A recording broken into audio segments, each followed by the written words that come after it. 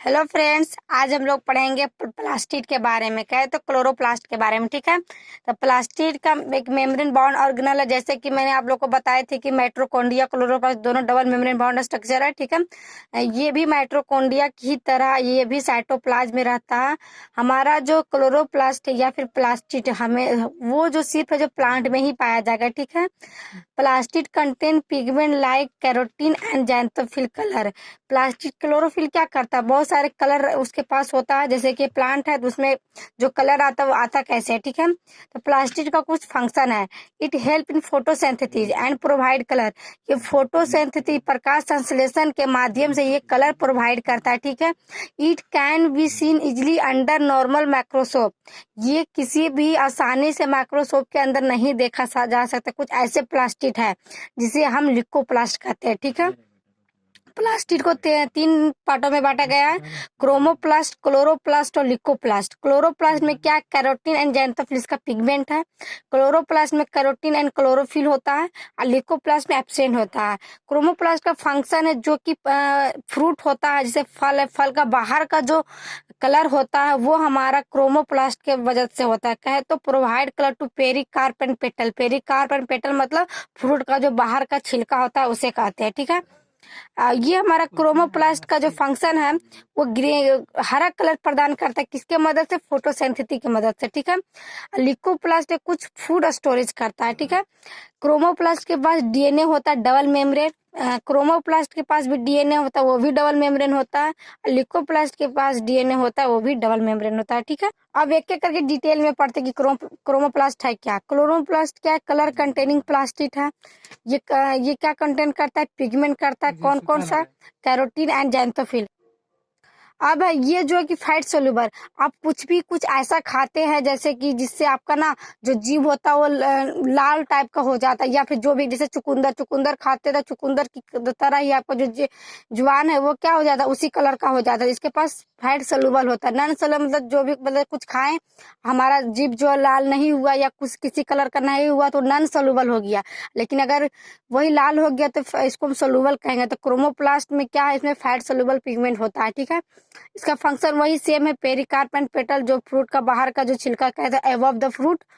ये जो कुछ विशेष कलर प्रदान करता है जैसे रेड, येलो, ऑरेंज। ठीक है, रेड जो टमाटर का जो रंग होता है लाल किसके वजह से होता है, हमारा लाइकोपेन पिगमेंट के कारण। जैसे chromoplast, red colour of a tomato due to the lycopene pigment. ठीक है, इसके पास कुछ विशेष पिगमेंट होता है जैसे कि कलर ऑफ कैरोट। कैरोट का जो कलर होता है कैसा, बीटा कैरोटीन पिगमेंट होता है। ठीक है, अब लिकोप्लास्ट पढ़ते हैं। ये colourless plastic known as the leucoplast. इसके पास कोई कलर नहीं होता। ठीक है, here colour containing pigment absent. इसके पास कोई पिगमेंट नहीं होता है, एब्सेंट होता है। ये स्टोरेज कुछ फूड करता है। On the basic of storage of food leucoplast is of the type 3 amyloplast, aleuroplast, elaioplast.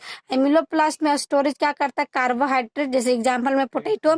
Aleuroplast में स्टोरेज करता है प्रोटीन। इलायोप्लास्ट में स्टोर करता है फैट एंड ऑयल्स। ठीक है, लिकोप्लास्ट जनरली कहाँ होता है, नॉन ग्रीन पार्ट, जो अंदर के अंडरग्राउंड में जो भी ये कह सकते हैं कि जो भी ग्रीन पदार्थ होता है जो हमारे अंडरग्राउंड जमीन के अंदर होता है वो लिकोप्लास्ट में होता है। ठीक है, अब हमारा क्रोमोप्लास्ट है। क्रोमोप्लास्ट में क्या होता है, इसमें जो कलर होता है कैसा होता है, plastic which contain carotene and chlorophyll which is the responsible for trapping light energy for photosynthesis.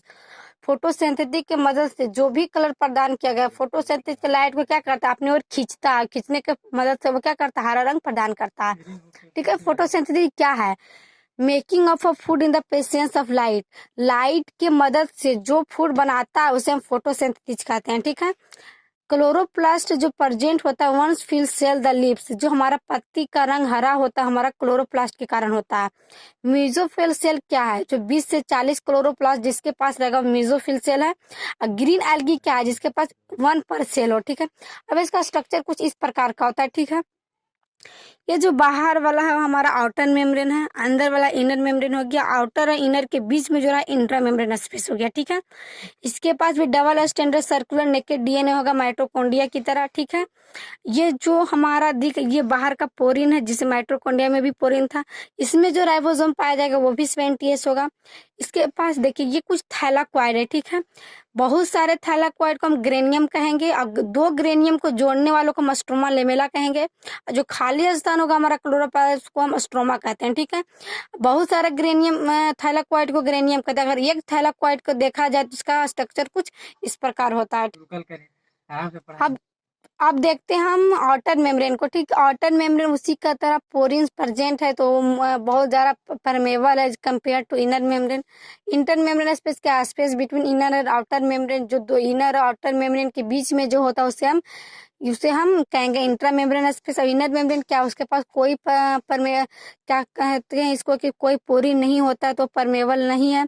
Space inside the inner and outer membrane called stroma. जो इनर मेम्ब्रेन के अंदर जो स्पेस होता है उसे हम स्ट्रोमा कहते हैं, ठीक है। कंपाउंड्स ऑफ स्ट्रोमा, जैसे थैलाकोइड, अगर कोई भी, जैसे मान लीजिए यहाँ पर एक था, बहुत सारे थैलाकोइड को ग्रेनियम कहते हैं। अगर एक थैलाकोइड को अगर रखा जाए कुछ इस प्रकार का दिखता है, ठीक है। थैलाकोइड का स्ट्रक्चर कैसा होता है, फ्लैटेन होता है, मेम्ब्रेन लेस होता है, sac like structure is called thylakoid, ठीक है। एक चैप्टर टाइप का जो होता है उसे हम थैलाकोइड कहते हैं। वो क्या करता है, it help trapping of light and wheezing various pigment for photosynthesis.